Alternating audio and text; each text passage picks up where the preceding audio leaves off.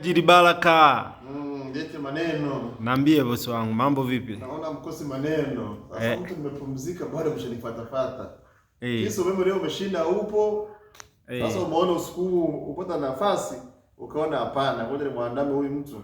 Nije nicheze naye kwa ile. Hebu niambie rafiki yangu. Baraka huko mtandaoni unatisha wewe, sasa hivi ni brandi kwa hiyo. Brandi yes, inakuja tu kwa vile sisi ndio, unajua sisi hata mitandaoni tuna mambo mengi sana. Sawa. Kwa hiyo wanakuambia siku zote unataka mambo mazuri, usiwe na haraka. Nenda kidogo kidogo, mwisho siku utafika, malengo yako yatatimia. Sawa. Hivi Baraka kwa sasa hivi una umri gani? Kimbia kama miaka kama 50 na kitu. Unakimbilia 50 kwa watu ambao hujui. Unakimbilia miaka? Sio nakimbilia, nina 50 na. Una 50 na ukimbilia. Kwa sababu naishi vizuri sizeeki, na hakika wakula bila mitatu.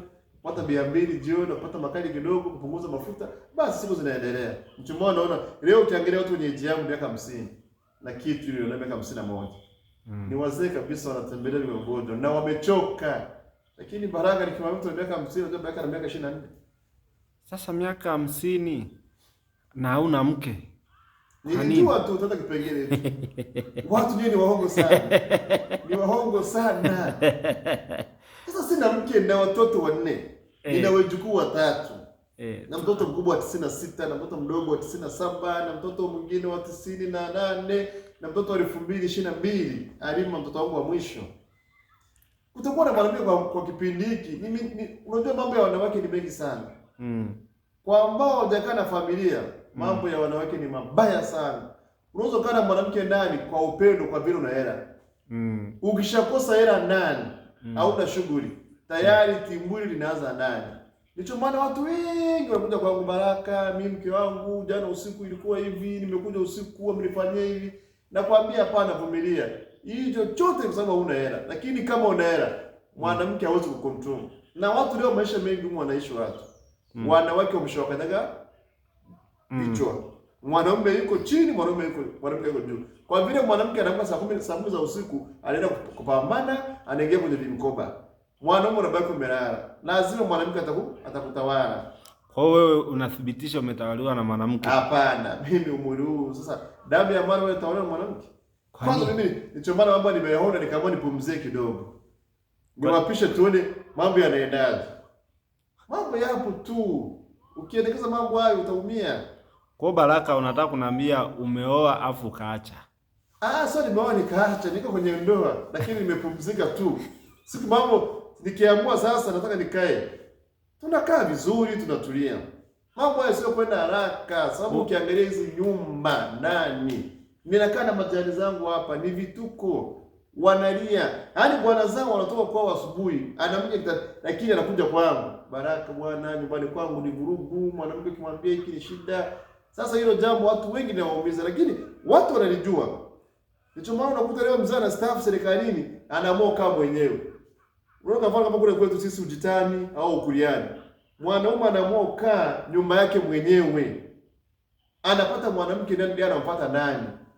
Lakini kwa leo hii watoto wa miaka 20 hao huwezi kumudu.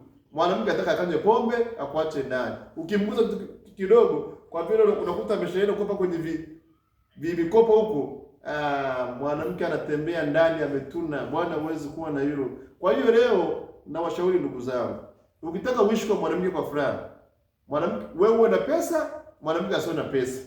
Aya? Ndio. Ukitaka uishi na furaha ndani yako, mwanamke asiwe na hela, wewe uwe na hela, ndio utaifurahia. Lakini mwanaume una hela, mwanamke ana hela, rafiki yangu, hii ndio utaona kama ndoano. Baraka, na wengi wanajua hilo. Baraka, uone sasa wewe ni unyanyasaji. Sio unyanyasaji. Unajua kile tunapoanza leo, hii wanasema 50-50. Sisi tumekuwa zamani, miaka ya 80, mwanamke alikuwa ajengi, anajenga mwanaume, lakini leo kwenye usawa wetu wa 50-50. Mwanamke anajenga, bwana anajenga. Kwa hiyo mwanamke tu ukimfanyia tu, ukimbwekea kama mbwa, mwanamke anakuambia usinitishe. Nina kwangu na nyumba yangu. Kwa hiyo ukiangalia mwanamke nyumba anajenga, inakuzidi wewe. Sasa inaamua tu wewe mwanaume unyenyekee mwanamke. Sasa kwa sasa watu wa mara huwa hatuna hiyo hobby ya kunyenyekea mwanamke. Mwanamke akizini kisha dada zake atembee. Utakaa mwenyewe pale, kuna watu wanaitwa nyumba ndogo. Utaishi hivyo hivyo bila kuoa. Sasa tuna mtu anakuta na watoto kama 10, 20. Mwanamume ushamtibua, unamwambia mama, mlango mweupe nenda, nitakaa na watoto wangu na wajukuu, tutaya solve haya maisha. Lakini ndugu zangu, mnaoniangalia, najua wengi sana ile jambo litawatata. Naombeni wanaume tutafute hela. Usibweteke ndani eti mama fulani mimi anadoka mjini kubwa, anauza nguo, anatembelea gari. Mke wako atakuacha ndani, atalala kwa jirani. Na uweze kubweka. Una kitu utabwekaje?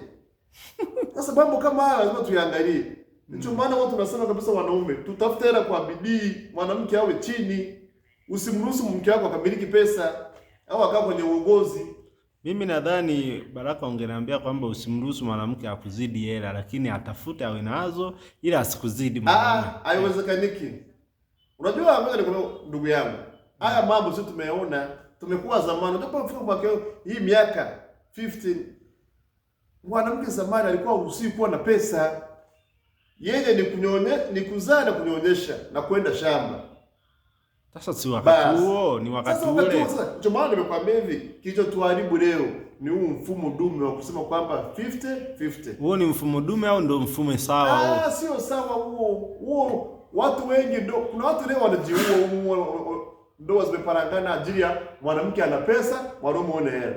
Wangapi tunaona mjini? Wengi mwanaume ana hela, mwanaume hana kitu.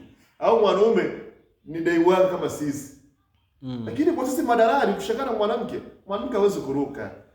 Hawezi kuruka hata siku moja. Sababu dalali unataka hata siku mbili hata utapata hela. Lakini ukipata unapata hata 500,000, milioni 2. Mwanamke hawezi kuruka. Atakuwa anachotaka.